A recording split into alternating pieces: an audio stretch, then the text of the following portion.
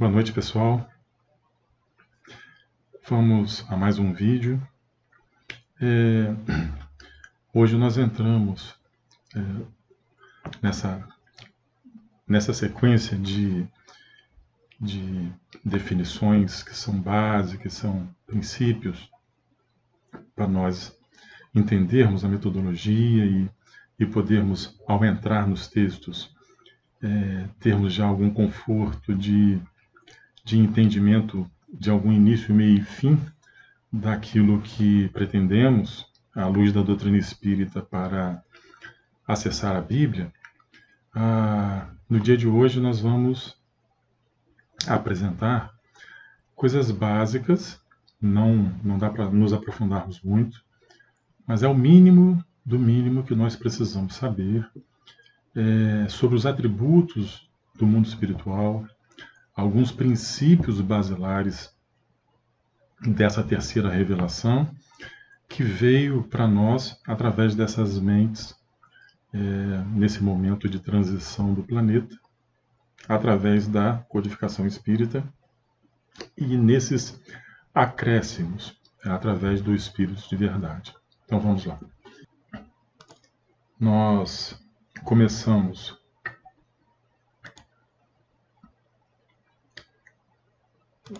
buscando alguns pontos básicos da doutrina dos Espíritos, e esses pontos estão aqui. São os pontos mínimos que nós precisamos conversar. Vou colar para cá e vamos dar um enter aqui e vamos tentar conversar um pouquinho sobre cada um deles. Então, a princípio, esses são os elementos básicos que nós precisamos conhecer. Não são todos, é bom repetir, mas é o mínimo que nós precisamos saber para nós começarmos o nosso trabalho de interpretação bíblica. O princípio da doutrina espírita nos apresenta um Deus criador do universo. Então nós estamos falando de uma inteligência que é a fonte primária não apenas da criação dos homens, do planeta Terra e de qualquer coisa que o ser humano aqui, que vive a sua experiência nesse planeta, consiga alcançar no limite da sua própria inteligência relativa.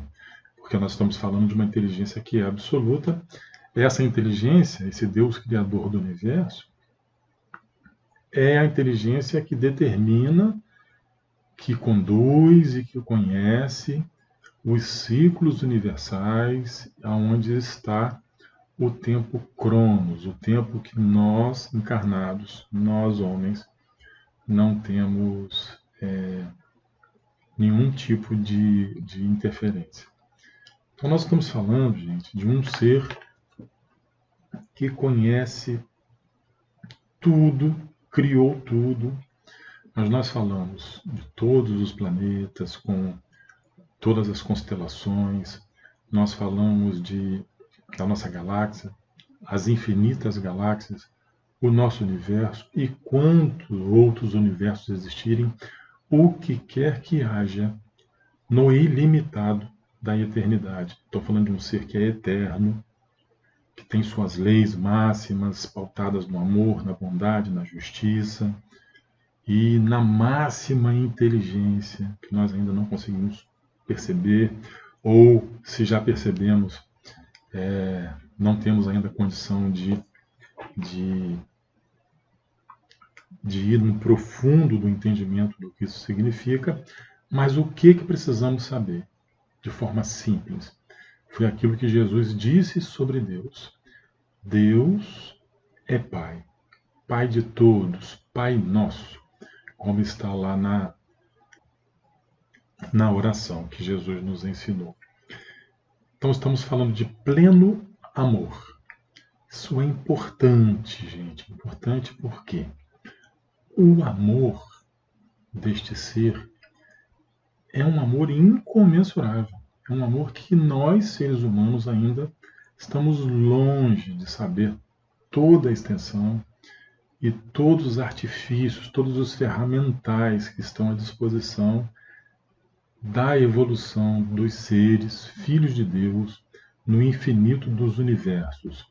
Apenas precisamos saber que este ser é imutável, soberanamente justo, soberanamente bom, conhece todas as coisas, acompanha a evolução dos seus filhos e, da altura da sua criação, a sua lei, aquela lei de Deus, da qual Jesus disse, não vim destruir a lei, e da qual o Espiritismo também diz, não vim destruir a lei cristã, essa lei ela já tem nela mesma a máxima perfeição e todos os caminhos, todas as ações e todas as reações necessárias para levar qualquer um dos filhos de Deus ao objetivo daquilo que Deus pensou, imaginou, desejou quando criou os seres.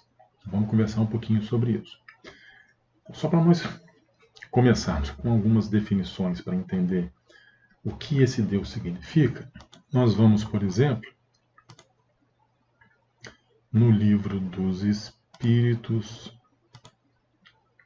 onde fala das penas e penas futuras, tá aqui, ó, penas e gozos futuros. Quando fala da duração das penas futuras, nós vamos pegar um texto de Platão. São vários textos que estão aqui, mas nós vamos ficar com um texto de Platão. Olha o que Platão trouxe para nós, fazendo parte desse escopo, dessa terceira revelação. Guerras de palavras. Guerras de palavras. Ainda não basta o sangue que tendes feito correr? Será ainda preciso que se reacendam as fogueiras? Discutem sobre palavras, eternidade das penas, eternidade dos castigos. Ignorais então que o que hoje entendeis por eternidade não é o que os antigos entendiam e designavam por esse termo. O que Platão está dizendo? Será que nós ainda não entendemos que a palavra eternidade, no tempo dos antigos, o significado que essa palavra tem nos textos antigos, não corresponde ao mesmo significado que nós ocidentais trouxemos para a palavra? É isso que Platão está querendo dizer. E ele avança. Consulte o teólogo, quem? Qualquer um que esteja hoje falando de Deus. Qualquer pastor, qualquer padre, qualquer seminarista, qualquer estudioso, qualquer um que esteja como nós, buscando um pouco mais de profundidade para estudar sobre Deus e falar sobre suas leis e suas interações, isso se chama teologia. Então, qualquer teólogo que consultar as fontes, lá descobrirá, como qualquer um de vós, que o texto hebreu, que é o povo que recebeu as revelações, primeira e segunda, não atribuía esta significação ao vocábulo que os gregos, os latinos e os modernos traduziram por penas sem fins, irremessíveis. Eternidade dos castigos, lá para os hebreus, corresponde à eternidade do mal. Enquanto houver mal, há um retorno da lei de Deus para esse mal, a cada um segundo as suas obras. Então, sim, Platão está confirmando. Enquanto existir o mal entre os homens, os castigos também vão estar lá. Mas esse castigo, ele não é maldição, ele não é algo de rebeldia, ou de revolta, ou de vingança de Deus. Importa que os textos sagrados se interpretem no sentido relativo. A eternidade das penas é, pois, relativa e não absoluta. Chegue o dia em que todos os homens, pelo arrependimento, importante isso, nós não estamos falando de uma extensão ou nós não estamos falando de uma extinção do mal de uma forma vazia, sem nenhum tipo de contrapartida, de vontade, de desejo, de determinação do ser que está em erro, em pelo arrependimento, querer acertar sua vida, querer recompor as suas atitudes equivocadas em atitudes de amor. Então, chegando o dia em que todos os homens, pelo arrependimento, se revistam da túnica da inocência, e desde este dia deixará de haver gemidos e ranger de dentes. Limitada tendes, é certo, a vossa razão humana. Porém, tal como a tendes, ela é uma dádiva de Deus, e com o auxílio dessa razão, nenhum homem de boa fé haverá que de outra forma compreenda a eternidade dos castigos, pois que fora necessário admitir-se o eterno mal. Somente Deus é eterno, e não poderia ter criado o mal eterno. Do contrário, forçoso seria tirar-se-lhe o mais magnífico dos seus atributos, o soberano poder, porquanto não é soberanamente poderoso aquele que cria um elemento destruidor de suas obras. E Platão então faz um clamor: humanidade, humanidade, não mergulhes mais os teus tristes olhares nas profundezas da terra. Procura não aí os castigos. Chora, espera, espia e refugia-te, ampara-te, esconda-se, tenha proximidade, mas em que? Na ideia de um Deus intrinsecamente bom, absolutamente poderoso, essencialmente justo. Qual a justiça? O mal tem prazo para terminar. Basta o filho do pai se arrepender, que o pai está pronto esperando o filho em casa para botar o anel no dedo, para vestir a melhor túnica, para mandar matar as melhores primícias e fazer uma grande festa. Porque todo filho que estiver morto e reviver para reencontrar seu pai, o pai estará imensamente feliz na casa do pai. É importante, gente, que nós tenhamos em mente que tudo no universo leva o ser humano para Deus. Não há como escapar da lei de progresso, da lei de evolução, e não há como escapar do amor de Deus. Nós podemos ser rebeldes, nós podemos fugir, nós podemos dizer que não acreditamos, nós podemos matar, nós podemos morrer, mas não podemos mudar o nosso destino. O nosso destino é perfeição. Perfeição. Ok? Para a gente entender isso um pouquinho melhor, só para dar um pouquinho mais de argumento aí nessa explanação, continuamos no Livro dos Espíritos, aqui na pergunta 114 a 127, onde os espíritos vão falar para Kardec sobre a progressão dos espíritos. Então, vamos lá. Os espíritos são bons ou maus por natureza? Ou são eles mesmos que se melhoram? Aí vem a resposta, né? São os próprios espíritos que se melhoram. E, melhorando-se, passam de uma ordem inferior para outra mais elevada. Isso é lei, gente. Este é o aspecto, mais um aspecto da lei divina, que foi revelada e trazida, esclarecida pelos espíritos superiores na terceira revelação. Nenhum de nós vai ficar para trás. Nós podemos demorar, mas ficar para trás, a ovelha perdida, não terá, não haverá. E as que estão é passageiro, é temporário.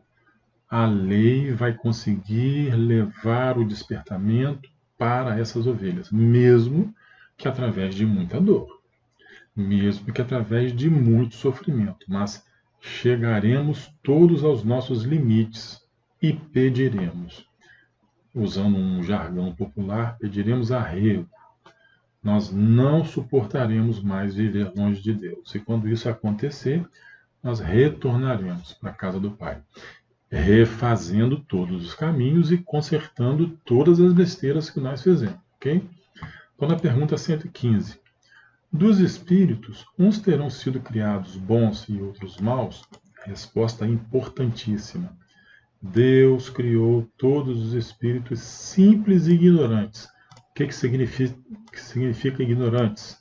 Isto é, sem saber, sem ter pleno conhecimento, sem ter plena condição cognitiva, consciencial, de entender quem é o espírito, da onde veio, como vive, para onde vai e o que precisa fazer para alcançar o destino da vida espiritual. Né?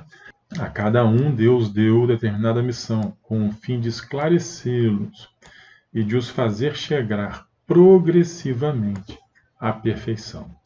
Pelo conhecimento da verdade é que nós nos aproximaremos de Deus. Então, cada vez que o mundo revela mais algo de Deus, que a ciência investiga um pouquinho mais da lei divina, e agora, né, conhecendo tanto o macrocosmo como principalmente os micro-organismos, as microcélulas, a essência de energia da matéria, né, essa questão da sobrevivência da consciência fora da matéria mais bruta, onde a consciência é a energia e a matéria, no seu aspecto quintessenciado, também é energia. Né?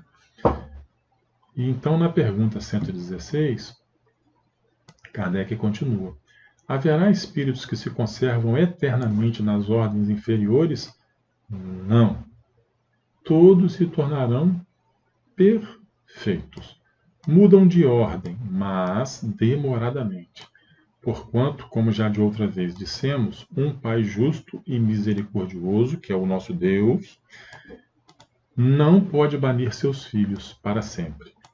Pretenderias que Deus, tão grande, tão bom, tão justo, fosse pior do que vós mesmos? Então, essa questão do homem atribuir a Deus as suas mazelas, do homem colocar em Deus os seus sentimentos de vingança, os seus sentimentos de pobreza do entendimento do amor universal. Então, nós julgamos, nós condenamos, nós prendemos, nós amordaçamos, nós colocamos as pessoas no inferno eterno, mas o amor supremo, da inteligência suprema, da misericórdia suprema, entrega seus filhos, cada um com suas obras, mas o destino é o amor, a perfeição e o convívio na intimidade do Pai. Então, quando Deus entrega uma dor, quando Deus entrega uma situação difícil, Ele está levando reflexões ao seu filho, o cantinho da consciência, para que, refletindo, nós consigamos tomar caminho de volta para a casa do Pai. Né? Então, depende dos espíritos o progredirem mais ou menos rapidamente para a perfeição? Certamente.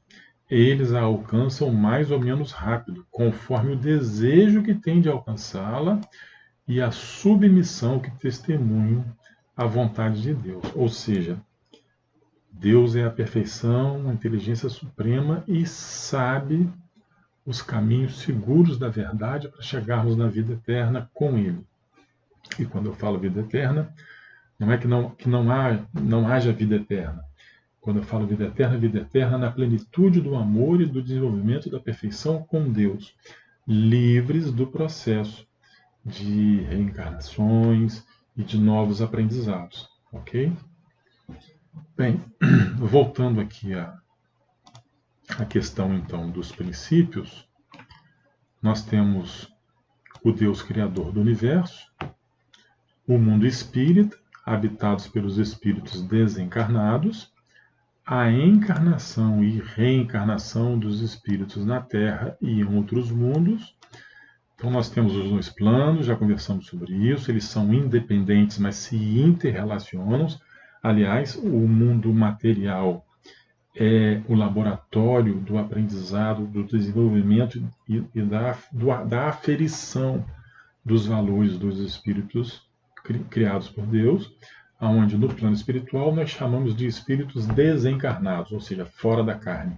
E os espíritos que estão na Terra, espíritos encarnados, usando o corpo mais denso que nós chamamos com esse codinome de carne. E a reencarnação. Os espíritos retornarão às mesmas experiências, com a mesma intensidade de ensinamentos, diante das mesmas dificuldades, até que consigam vencer as suas dificuldades e alçarem patamares de desafios maiores. Como uma escola. Matricula-se no primeiro nível, passa-se nas provas do primeiro nível, vá para o segundo nível, para o terceiro, e os infinitos níveis previstos, propostos e existentes numa grade curricular normal. É da mesma forma que acontece com a evolução dos espíritos, de simples ignorantes, simples na estrutura, ignorantes no saber, até a máxima conjuntura de conhecimento, de sabedoria, de inteligência, de ciência e de poder de manipulação da essência da criação de Deus, que é o fluido cósmico universal, onde está o pensamento divino imantado, né? Também é um princípio a relação constante dos espíritos desencarnados com os homens encarnados, processo de mediunidade, processo de interferência, processo de intuição, processo onde os nossos irmãos de outras religiões, né, dizem que o Espírito Santo está falando com a gente. Sim, o Espírito Santo é real, mas nós entendemos o Espírito Santo como um corpo, um conjunto, uma reunião, uma sociedade, uma equipe de espíritos superiores que trabalham para o Cristo, diretamente para Ele, atendendo às suas ordens, os seus desígnios, desenvolvendo o planejamento do projeto da evolução do planeta Terra. Então nós temos, como diz Paulo, uma nuvem de testemunha ao nosso redor. Nuvens para o mal, que testemunham as nossas atitudes do mal, mas também, e especialmente, nuvens que são coordenadoras da nossa evolução, que conhecem as nossas quedas e que estão sempre dispostas a nos auxiliar e a nos intuir com os melhores pensamentos para que nós consigamos alcançar estágios superiores, né?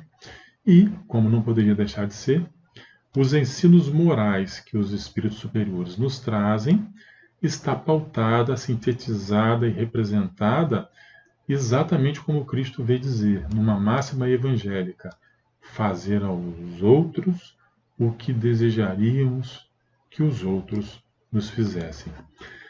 Então, esses são alguns poucos princípios elementares da revelação trazida pelo plano espiritual via a terceira revelação, via este momento em que a Terra está vivendo com esse Pentecoste sobre a Terra, onde vários médiuns, vários livros, várias comunicações, psicofonias, psicografias, materialização de espíritos, ou seja, uma série de fenômenos, uma série de conjuntura de comprovações, de experimentações, mostrando a realidade do plano espiritual. E através da certeza da afirmação da existência do plano espiritual, da sobrevivência da alma, da sobrevivência da consciência, consciências nobres, muito mais desenvolvidas do que as nossas, a serviço do Cristo, usando da faculdade mediúnica. Os médiuns são como carteiros do além, né?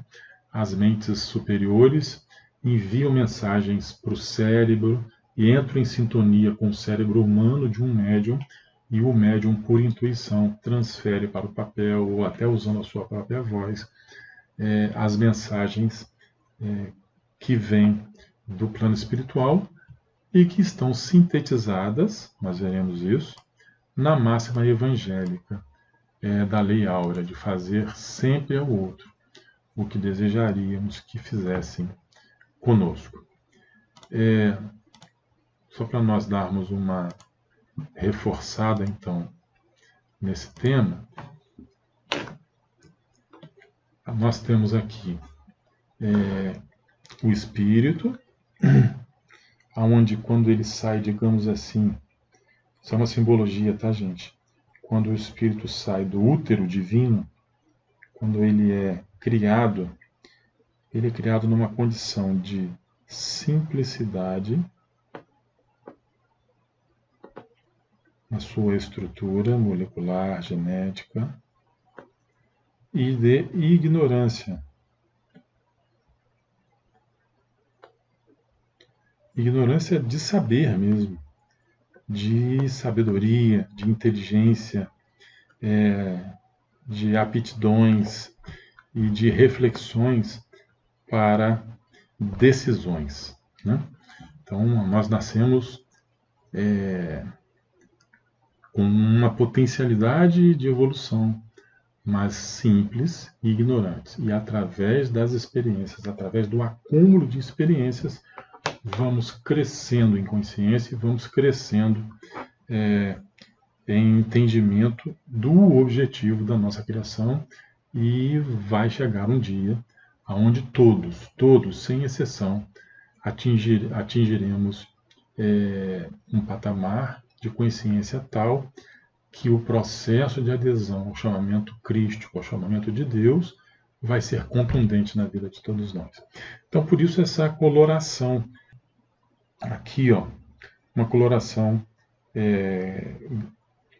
gradativa e graduada do mais escuro a uma cor mais leve, porque o processo de aprendizado, e quanto mais temos consciência sobre Deus, sobre suas leis, e logicamente procuramos vivê-la em nome do amor, procurando sempre o amor, nós vamos deixando de ter estruturas simples e vamos perdendo a ignorância.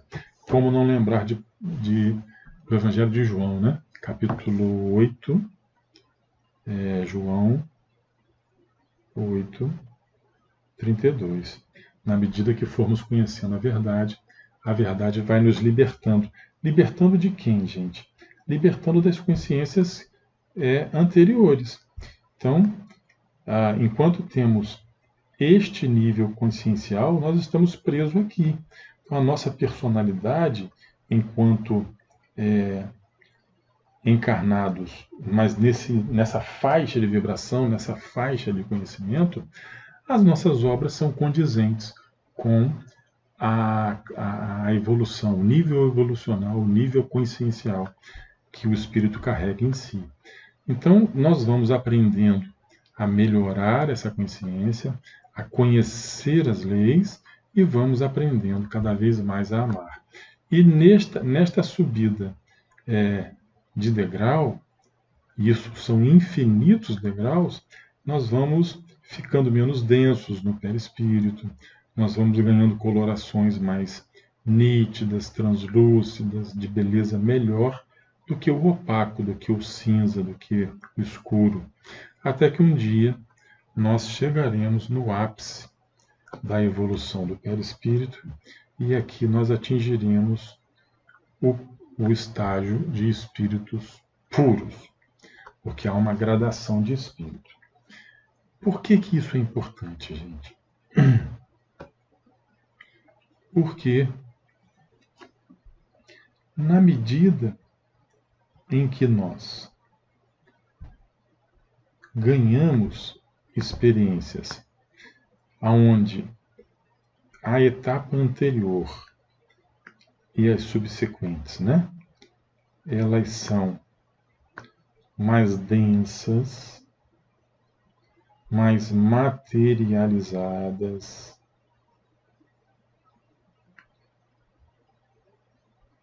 do que as etapas seguintes, as atitudes da personalidade vão estar de acordo com o que vai na casa mental. Casa mental. Então aqui o conceito de mente e de consciência. Ok? Quanto mais conhecemos sobre Deus, quanto mais aprendemos sobre Deus, mais a nossa mente entra em sintonia com a consciência daquela religião que é amor e sabedoria, a religião cósmica, e aumentando o nível consciencial, aumenta o nosso dever, aumenta a nossa responsabilidade na obra divina. Isso é naturalmente decorrente e desdobrado do processo evolutivo. Então, por que isso é importante? Porque aqui nós introduzimos um primeiro significado que vai nos ajudar nas interpretações bíblicas. O psiquismo. Então, cada personagem bíblico tem uma atitude, tem uma aproximação ou afastamento das leis de Deus. Então, cada um dos personagens está representando um estágio evolucional aonde, tendo eles mais ou menos essa consciência do dever em relação à lei divina, eles podem ser pessoas mais justas ou não, podem ser pessoas com maior fé ou não, podem ser pessoas com mais santidade ou não. Então isso tudo vai depender do estágio consciencial que cada um tem. Então os personagens ganham vida dentro de nós. Então nós estamos falando de uma evolução ao longo da imortalidade, ao longo do infinito das nossas vidas, e o que Jesus veio fazer com o seu evangelho é educar o espírito imortal. Jesus tem sempre uma lição adequada para cada um dos estágios dos espíritos imortais. Então, Jesus convive com seres que estão nos mais diversos patamares evolutivos, né? Então, se aqui tivesse um outro gráfico, nós teríamos aqui nível evolutivo 1, nível evolutivo 2, nível evolutivo 3 e vamos para o nível evolutivo N níveis, porque a escala dos seres, elas não são herméticas, mas elas também não são assim tão bem definidas. Existe uma infinidade de situações entre um estágio e outro estágio. Então, a evolução dos patriarcas, a evolução dos nomes dos personagens bíblicos significa que quem veio antes está dando ensinamento ou projetando ensinamentos e persuadindo a evolução para melhor de quem veio depois. Então aqui nós temos a figura do pai, mãe, qualquer outro parente, e aqui nós temos a figura do filho, da germinação na consciência dos seres anteriores, que nós chamamos de homem velho, o germe, a semente do homem novo. Lembrando que as asas, conforme Emmanuel disse, as asas que o ser humano, o espírito, na verdade, né, usa para alcançar essa subida, uma asa é sabedoria, a outra asa é amor. Então, o resultado do fruto, do amadurecimento da sabedoria, com o resultado dos frutos do amadurecimento do amor, sendo que eles se somando, faz com que os seres batam as asas da consciência e galguem patamares cada vez maiores. Então, de forma resumida, eu queria deixar isso esclarecido. Ao longo das interpretações, nós vamos sempre retornar a alguns conceitos básicos, não se preocupem com isso. Na medida que forem surgindo essas definições como necessárias para um versículo ou outro versículo, nós relembraremos os conceitos.